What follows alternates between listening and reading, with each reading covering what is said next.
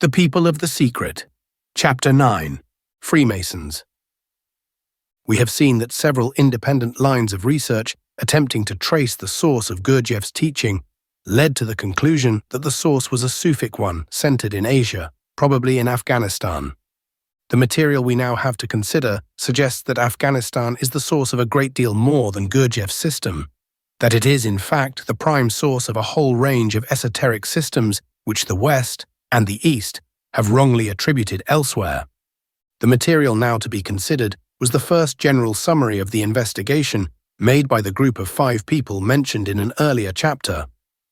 Each member of this group had a personal interest in one branch of esoteric tradition and had pursued his or her specialty to the point where further backtracking seemed impossible. At this point, the 5 people came together. One of the group was interested in witchcraft and its possible connections with secret societies of other kinds. Another was working on the distribution of Hindu and Buddhist esoteric beliefs. A third had been looking for clues which might establish a source for Western Freemasonry. The fourth had done research on the teachings of Gurdjieff, the Indonesian cult of Subud, and the philosophy of Ouspensky and his followers, including Dr. Maurice Nicoll, Dr. Kenneth Walker, and Rodney Collin. The fifth had made an extensive study of theosophy and anthroposophy, alchemy of the psychology variety, and Vedanta. On pooling resources, it was soon apparent that behind all the separate researches, there was a common factor. Historical, topographical, and psychological evidence pointed strongly to the conclusion that all of these cults originated in the East.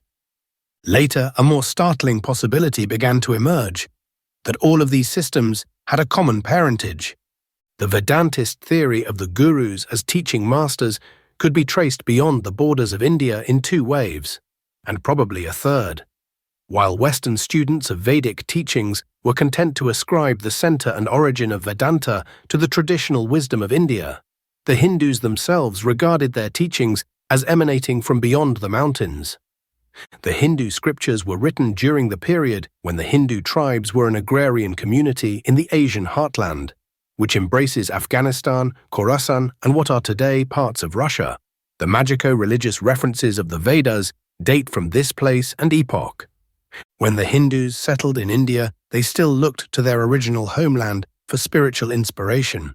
The Sanskrit and Tibetan Shambhala, mythologized into a place beyond the earth, has been identified by no less an authority than Madame Alexandra David Neal with Balkh in Afghanistan, the ancient settlement known as the Mother of Cities. Other places long considered to be legendary have been identified by historians and geographers with localities within the boundaries of present-day Afghanistan. According to Alice Bailey, the theosophist, Sanyat Kumara, generally identified with the biblical Ancient of Days, lives in Shambhala. Below him is a triad of world government, Manu, Maitreya, and Manachohen, jointly responsible for creating and dissolving racial types and the rise and fall of civilizations, surely a symbolic representation of the idea of a physical center, which we have deduced. Present-day folklore in Afghanistan asserts that after the Muslim conquest, Balkh was known as the elevated candle, Shami Bala, which is evidently a classical Persianization of the Sanskrit Shambhala. Nor did the esoteric associations of Balkh disappear with its Islamization. It became a center of scientific activity and mysticism. Jalaluddin Rumi, the great 13th century mystic and originator of the dancing dervishes, was a native of Balkh. His teacher Sanai was from nearby Ghazna. Omar Khayyam studied at Balkh. It was the birthplace of Avicenna, Ibn Sina. Adelard of Bath translated a great astronomical work by Abu Mashar, the scientist of Balkh. During the Middle Ages and in several later waves, Sufi missionaries spread through India. They came from Afghanistan. The techniques, beliefs, and practices which they brought were adopted alike by the Hindus and by the Mughal rulers and their Muslim subjects. One Mughal prince, Dara Shikoh, averred that Sufic teaching was the same as that which underlay the Vedas, and he wrote several books to prove the point. He eventually paid with his life for infidelity to the official definitions of Islam. The origin of Rudolf Steiner's anthroposophy has been the subject of endless speculation in the West. Implicit in the researches of John Simons, the biographer of the infamous Aleister Crowley, is the idea that Steiner did not just happen to have the inner development which led him to form a worldwide esoteric movement. He apparently had earlier training in a secret society called the Ordo Templi Orientis, of which he was at one stage the Austrian Grand Master. Such diverse results as the esoteric philosophy of Max Heindel and the modern society of Amorc, which advertises for recruits in the newspapers, have been traced by some to the source with which Steiner was associated prior to about 1911. The sequence appears to be as follows. In the 1890s, a high-grade Viennese Freemason called Karl Kellner was initiated into an Eastern secret society about which almost nothing is known. Kellner had made contact with 3 members of this society, one of whom, at least, was an Arab. Kellner returned to Germany and with 3 fellow Masons, Hartmann, Klein and Reuss, created in 1902 the Ordo Templi Orientis, which it was claimed possessed the same secret as the Templars and the Illuminati. It apparently dealt in the same technique of magic as had been independently developed in England by Aleister Crowley after he had secured the expulsion of MacGregor Mathers from the Golden Dawn Society.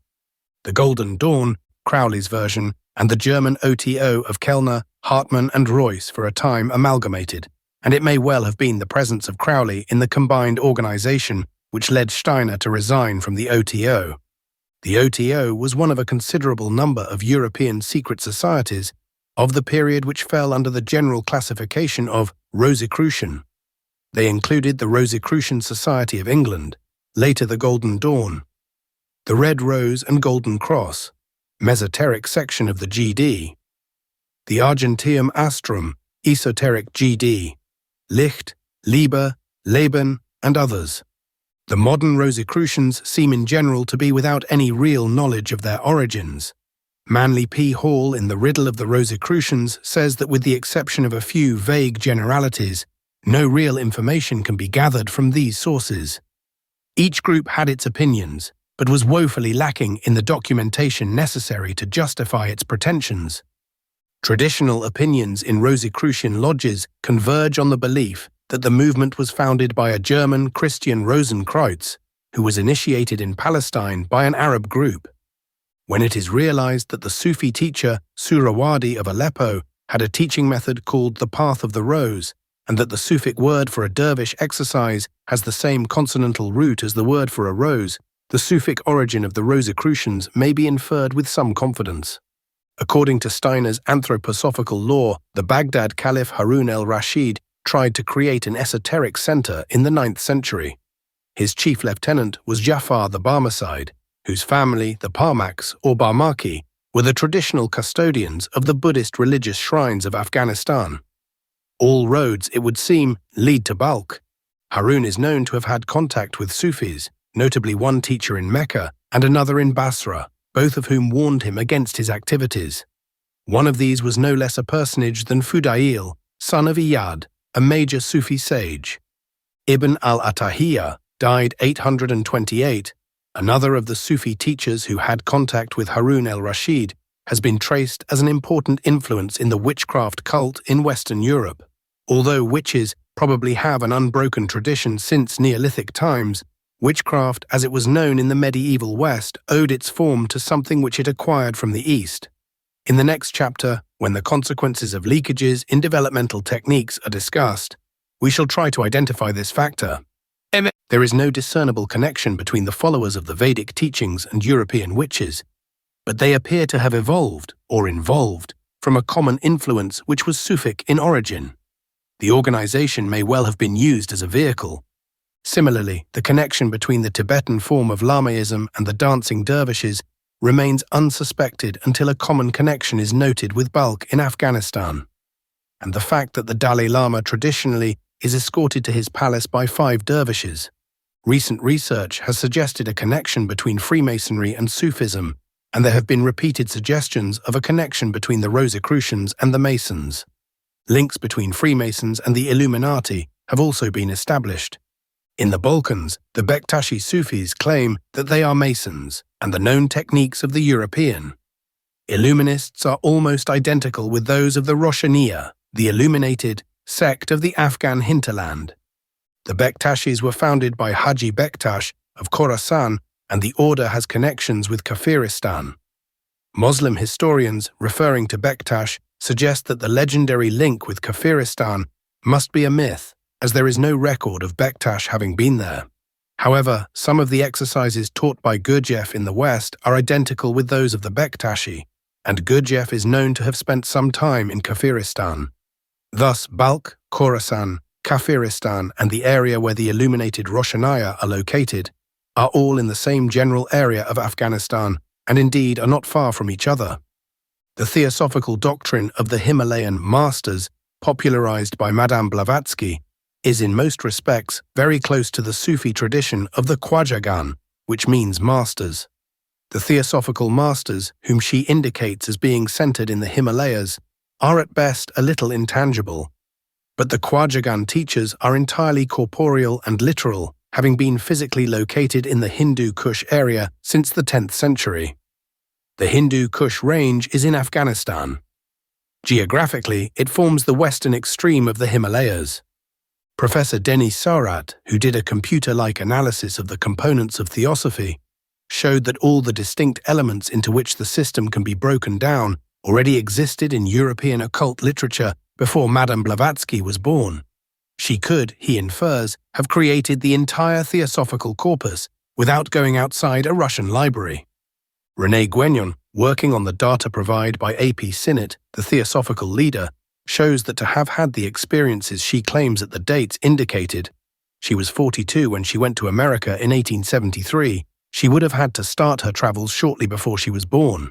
He concludes that her 7 years' sojourn in the Himalayas was pure invention. Yet Isis Unveiled and the Secret Doctrine are more than the sum of their parts, even if the parts already existed in European literature. The explanation may be that Madame Blavatsky was a member of the Italian secret society, the Carbonari, which beyond any question was originally a Sufic impulse. She was also, according to the Masonic historian John Yarker in his Arcane Schools, an initiate Druze. The Druzes, according to Madame Blavatsky herself, were the last survival of the archaic wisdom religion, and had a close affinity with the Turanian Lamaists. Whether they had or not, they are said to have been active within the famous Abode of Wisdom in Cairo in 1017, a subject which will be touched on more fully in the next chapter. Afghanistan is therefore linked in the tradition of the witches, the anthroposophists, the theosophists, the Buddhist Lamaists of Tibet, the Vedantists, the Masons, and the Illuminati. The single common factor is a Sufic impulse emanating from Afghanistan. Roger Bacon, who lectured at Oxford on the Illuminist philosophy, but was careful to call it merely Eastern, was a Franciscan, and there have been repeated hints of a Sufic Franciscan connection. The known career of St. Francis and the nature of the Franciscan teaching suggest contact with a source in the East, a matter which neither side seems anxious to confirm. In recent times, a book by an Italian doctor, Count Alberto Denti di Piragno, who is not specifically concerned with metaphysics, has a curious passage referring to the friendship of a Catholic, Franciscan, bishop, and a certain Sufi master. Nor would the Franciscans appear to be the only Roman Catholic order with unsuspected fraternal associations. Amir Ali has suggested that the Jesuit training as well as the Jesuit organization derive from Fatimite societies in Cairo. More various Christian saints act and write in a fashion that has curious echoes with notable Sufi figures. In recent years, a Catholic scholar has published a book in which he suggests, with ecclesiastical permission, that Christians and Sufis might go back together to their common origin. In addition to the claim of such great Sufi teachers as Hallaj to be the real Christians, Afghanistan is the seat of a community which claims descent from the Nasara, who also call themselves the real Christians. Sufi literature abounds in tales of Jesus as an initiate. Settlements of this community extend into the mountains of Kafiristan. There is even a shrine and tomb in Kashmir, Uz Asaf, between Kafiristan and Tibet, where it is claimed the teacher Jesus died. Robert Graves has interested himself in this tradition. A persistent claim is made by the Afghans to be descended from the lost tribes of Israel. Those claiming this call themselves the Beni Israel and have been noted to observe Jewish customs. In view of the Muslim conquest, which was not exactly pro-Jewish, This is a remarkable attitude indeed. Writers noting this curiosity have stressed that the Afghans, who are fanatical Muslims, would hardly admit such a thing, much less claim it, unless it was a deeply held tradition. The Beni Israel tradition is said to date from an emigration to Afghanistan from Babylon. The Victorian Jewish-Christian traveller, Talmudist and visionary Dr. Wolf, in his Bokhara, accepts the claim. Sufi influences have been traced in the formation of the Sikh religion, and it is well attested that the Baha'i religion grew from a once Sufic group. Baha'i history offers a remarkable example of myth accretion, suggesting how formalized components enter a source which was originally developmental. Abdul-Baha, son of Baha'u'llah, said to have been the founder of the Baha'i faith, was in 1918 a prisoner of the Turks in the Palestine fortress of Akka. A young British officer in intelligence learned that the Turkish C.C, whose headquarters were then between Haifa and Beirut, had threatened to execute Abdul-Baha should the Turkish forces be obliged to evacuate Haifa. None of the British military personalities of the time had any interest in Abdul-Baha, and the efforts of the young major to get them interested were unavailing. The officer, risking court-martial, managed to get an uncensored telegram through to a personal friend in the British cabinet, with the result that Balfour, Curzon, Milner and Lloyd George discussed the political pros and cons of the situation should the Turks execute a man with a considerable religious following in the East. The result was that General Alan Bye was told to secure the safety of the Baha'i leader. The intelligence officer, Major Tudor Pole, using underground contacts within the enemy lines, then circulated the story that considerable reprisals would follow any hostile action against Abdul-Baha and his family. When the British forces overran Haifa, an advance party encircled the prison, and Abdul-Baha and his family were released. This action was greatly appreciated by the Baha'i movement, and no doubt greatly enhanced British prestige in Persia and elsewhere. 20 years later, tourists were being shown the spot where the Turks, so it was said, had erected a cross on which to crucify the Baha'i leader who was saved by the intervention of God through the instrument of Wellesley Tudor Pole. It is clear that among the uneducated rank and file of Baha'is in the East, this item is in process of being incorporated into the Baha'i corpus, and may well illustrate in our own days a process by which religious myths arise. In later life, Tudor Pole and Abdul-Baha remained in contact, and Tudor Pole was shown on more than one occasion some of the powers associated with a man of exceptional development. Once while sitting with Baha in his house on Mount Carmel, the interpreter was called away. Baha continued to speak Persian, Tudor Pole English. It was only some time later, when others of the party re-entered the room, that Tudor Pole realized that a two-way conversation had been going on in different languages and that he had understood perfectly. As we shall see, this is not an unfamiliar situation in the presence of Sufis above a certain grade. Arkon Darul describes a sect in, of all places, the Putney suburb of London, where he was allowed to see the adherents, some 60 men and women, performing exercises before an 8-foot statue of a peacock. The cult, he learned, was brought to London in 1913, and may now have 16 lodges throughout the country. Their rituals are based on Arabic numerology, and their chief aims are social, humanitarian, like the Masons. The sharing of an emotional experience as a consequence of the dance movements, the expectation of success in ordinary life, and the development of mental concentration, which may lead to a mystical experience. The cult is associated with the Yazidis, or devil worshippers of northeastern Iraq and Kurdistan, who, because they were not of the orthodox persuasion of Islam, were labeled heretics and therefore worshippers of the devil by the Turks. William Seabrook, the travel writer investigating the Yazidi sect, was told that the adherents knew a certain name which must never be mentioned. Darul, investigating the Peacock sect in London, also learned of a name that must never be mentioned. Seabrook deduced that the name was Melek Taus, which means angel peacock. It was, he was told, the name for the spirit of power and the leader of the world. According to the anonymous author of The Trail of the Serpent, the name of the power which must not be mentioned is Lucifer. Seabrook learned that the cult believes in the existence of the 7 towers of Shaitan, or powerhouses which form a chain across Central Asia. This powerhouse idea, it will be recalled, was picked up by Peter King in Afghanistan when researching for his book. The powerhouse idea was one which formed the background to many of the ideas of the novelist John Buchan, the same idea which we have identified with a series of hitherto secret monasteries in Afghanistan. Some historians have suggested that Zoroastrianism arose in Afghanistan. Zoroaster spent much of his life in Balkh. The same origin, Afghanistan, has been claimed for Zen Buddhism. It is clear that the Buddhism of Japan was at least strongly influenced, if not actually introduced, by Afghan Buddhist visitors. Archaeologists have shown that certain Japanese statues are in a style derived from the Afghan shrines of Bamiyan.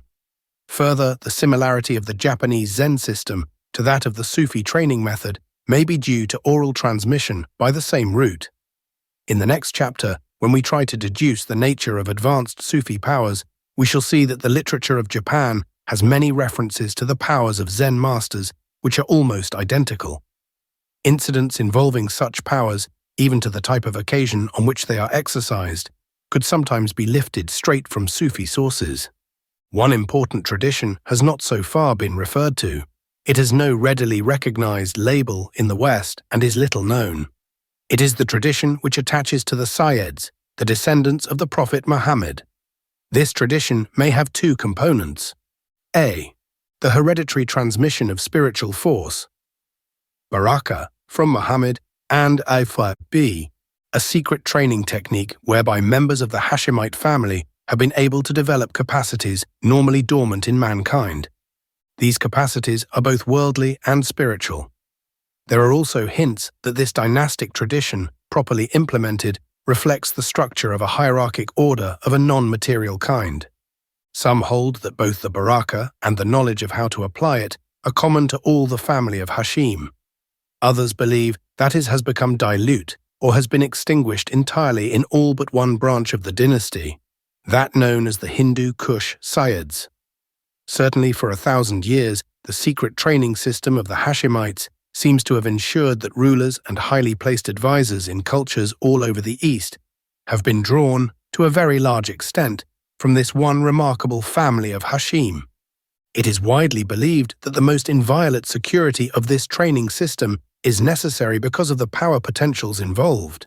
It is widely suspected that a single leak through the Ismailis was responsible for the aberration of Hassan Sabah and the creation of the tyranny of the assassins, which operated for 200 years and was still echoed in India as recently as the end of the last century. The Hindu Kush Sayyids, who are in some quarters believed to retain to this day both the spiritual transmission and the technique of deploying it, are descended from the Prophet's grandson, Hussein. They settled near Palman in Afghanistan in the 13th century. Once again, traces of a mysterious influence track back to Afghanistan. Very little is known about the nature of the secret training system of the Hashemites, but some Muslim writers have openly expressed the view that it consists simply of the inner teachings of the Sufis. A number of indications in recent years combine to suggest that the man recognized at present as the titular head of world Sufis is a Hashemite and a member of the Hindu Kush Sayyids.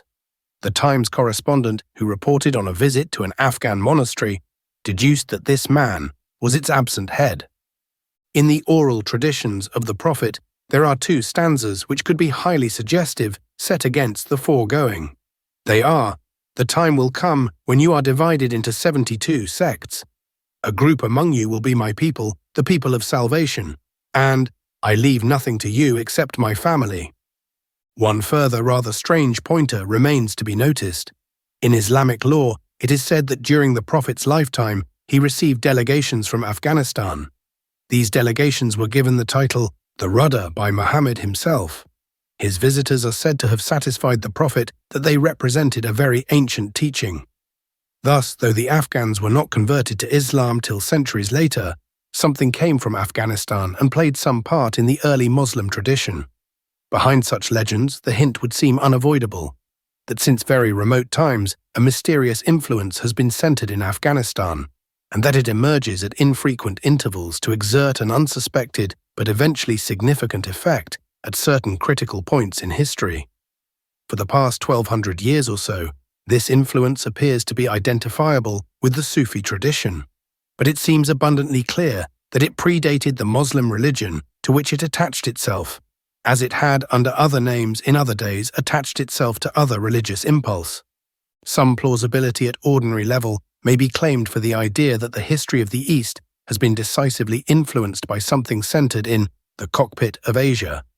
It would seem, however, to strain credulity to breaking point to suggest that this same something has been pervasive even in Europe and has influenced such an intangible as Western poetry. Yet this must now be suggested. One of the group of 5 researchers mentioned in Chapter 8 had always been struck by a strange trend in English literature, especially in poetry. He had noticed that in all example of the poetry which by common consent is labelled great, there was a thread which was in some way alien. He suspected that it was alien component which gave this class of poetry its status. This he had never been able to identify, but in view of the many indications of unsuspected influences in the culture of the West emerging from the team's researches, he began to look at the matter again from this point of view. The team concluded that, almost alone among commentators, Professor Denis Seurat had noticed the same thing. Seurat's book, Literature and the Occult Tradition, is in fact an attempt to analyze just this.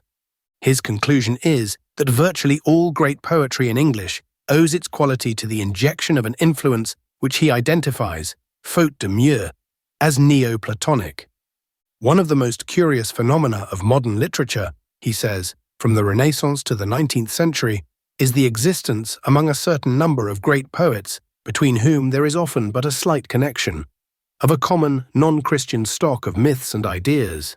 Spenser, Blake, Milton, Shelley, Emerson, and Whitman in Anglo-Saxon literature, Goethe, Heine, Wagner, Nietzsche in Germany, Hugo, Vigny, Lamartine, and Leconte de Lisle in France would seem, after a close study of their religious ideas, to be like branches of the same tree. Still more curious than the existence of ideas in common is the recurrence of certain myths and symbols which seem to have a particular fascination for these poets. In searching for some way of identifying the common factor, Seurat says, "The first natural hypothesis consists in seeing here one of the forms of the evolution of Neoplatonism. This hypothesis is not false, but inadequate. A large number of the conceptions we have gathered together have their origin elsewhere.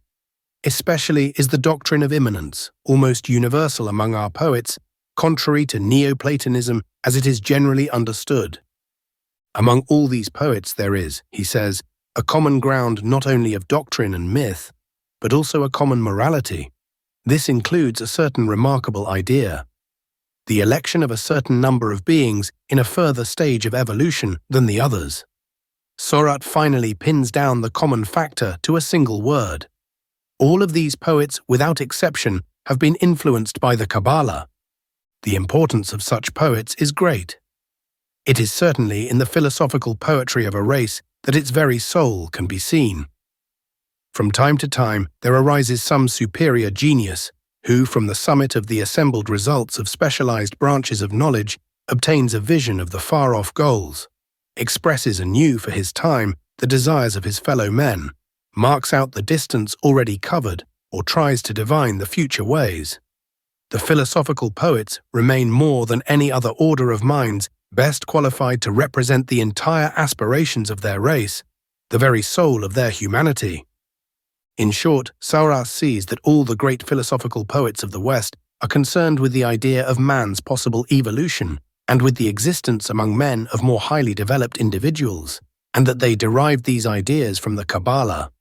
As we have seen, the Jews themselves credit the production of the Kabbalah, in the form known in the West, to the Sufic school called the Brethren of Sincerity. In other words, the most profound poetic ideas in European literature owe their genesis to the Sufis. Persuasive arguments have been advanced for the idea that Shakespeare was the pen name of a group devoted to injecting certain ideas in the cultural stream of Elizabethan England, and C.S. Knott has suggested that the different qualities of the members of this group can be detected from the contributions they make to different plays. The head of this group was responsible for various passages, perhaps in Lear and Hamlet, passages that stand out as the insights of an altogether exceptional intellect. Professor Nicholson has pointed out that certain portions of the Shakespearean corpus have an uncanny resemblance to passages in earlier Sufic material. Sufic originals for Robinson Crusoe, Hey, son of Yaxan, the living one, son of the aware, and for much of Don Quixote and Dante have also been uncovered. The realization that so many separate cults, religious forms, and literary impulses lead back to Sufic sources, and when the tracks are clear enough, to Afghanistan, required a distinct effort of readjustment by the 5 people of the team.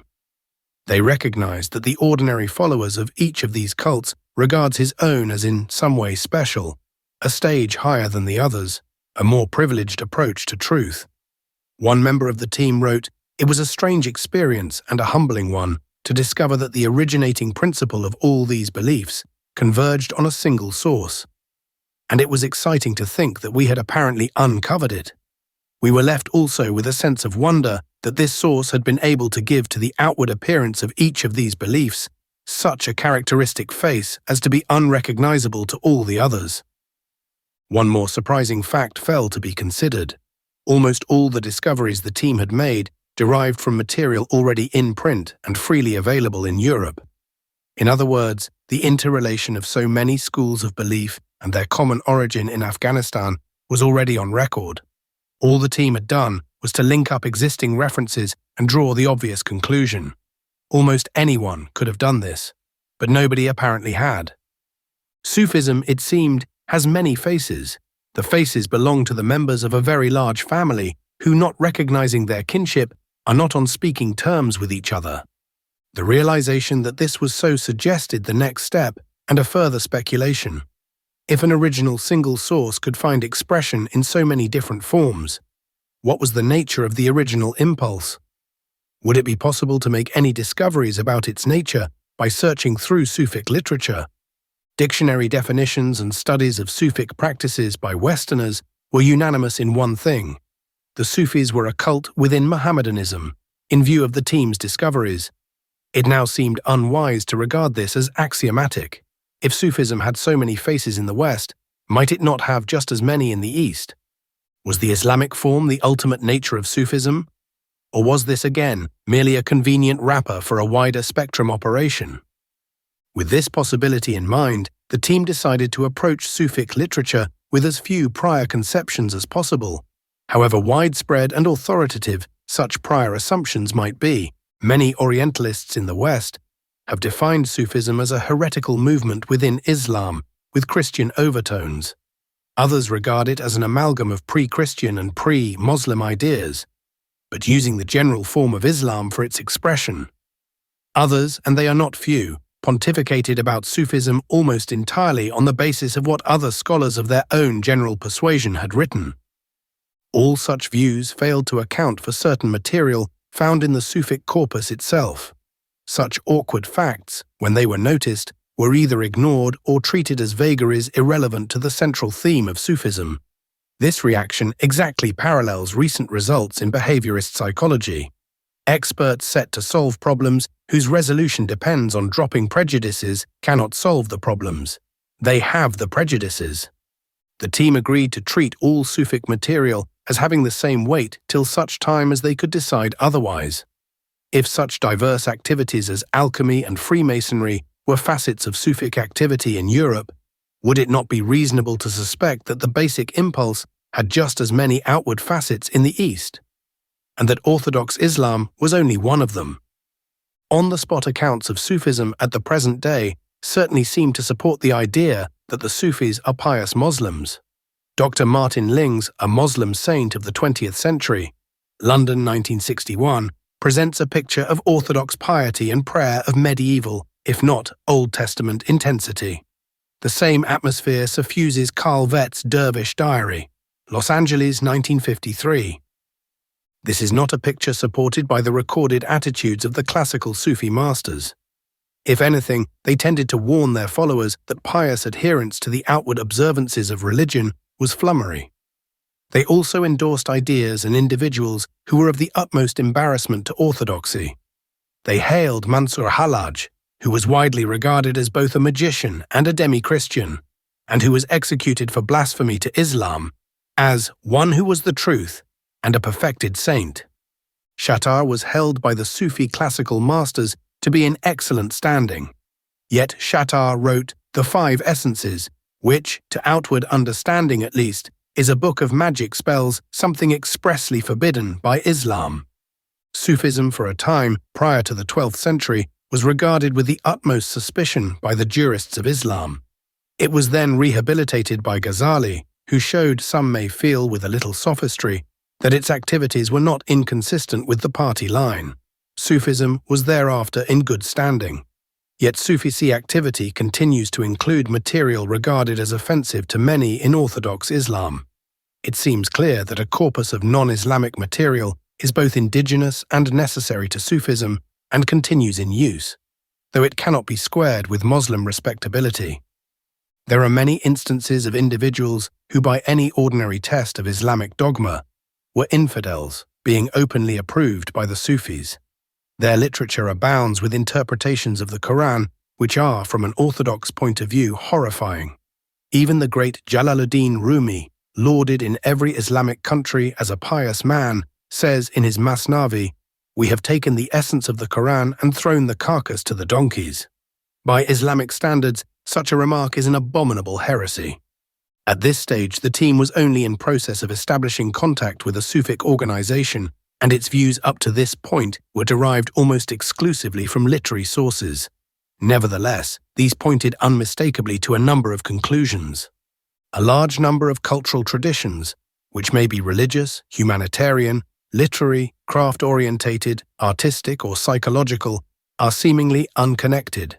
They are, in fact, manifestations of a common activity which is certainly Sufic and probably, at least for a lengthy period, Afghan.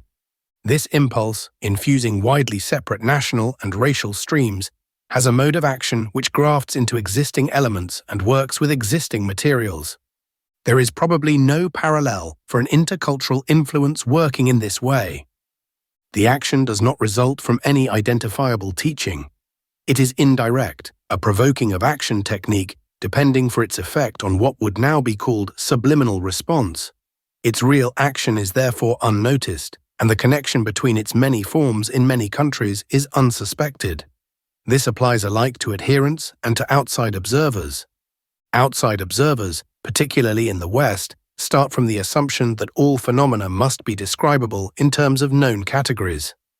Sufic activity is not amenable to this approach and seems to be organized to resist investigations which begin with such an assumption. For example, Lucy Garnett, who was for a long time resident in Turkey, tried to investigate local Sufic activity impartially. She noted devotional elements, religious forms, a respect for women, some magic and some miracles. The totality refuses to fit any category with which she is familiar, and she retires, baffled. The idea of an indirect action technique was unknown in Western thinking, at least in 1912. A Methodist minister, John A. Subhan, is in a similar position. The plurality of approach which he sees exemplified in Sufism defies categorization. It has no common denominator with anything familiar. He is reduced to noticing that Sufis are people who use supernatural procedures. The idea that in certain hands magic may not be magical but functional was outside any terms of reference he knew. Even the adherents of many cults, particularly in the West, may be in no better position. They may have their own sociological motivation for membership, unsuspected by themselves, and may have no idea of the anterior nature of their own organization. The mystique of their particular specialty may be attributed to higher levels, extraterrestrial sources, and so on. Such people are particularly insulated from any possibility of backtracking to the source. The particular presentation which they advocate has become for them a cherished property and is related to the human psychological impulse of havingness. Any hint that their specialty might share a common origin with others amounts to a deprivation and hence a sense of loss. Such hints, if they arise, are rejected at subconscious level. Where this situation obtains, the teaching has probably passed below the minimum level at which its original function can be discharged. It is no longer under the direction of its original source and has become remaindered. It becomes a social phenomenon. The outward structure will, however, continue, perpetuated by adherents who have a vested interest in asserting its uniqueness. It seems abundantly clear that the originating source is aware that this deterioration is inevitable and takes it into account. There are successive renewals, each new phase lasting a comparatively short time before being replaced by a different presentation, of the same basic nature but having a form which appears to be entirely new. From all of this, it seems reasonable to conclude that those responsible for such a subtle and many-sided process possess knowledge of social and cultural forces and the psychology and motivation of people far in advance of any knowledge observable in ordinary humanity at this time.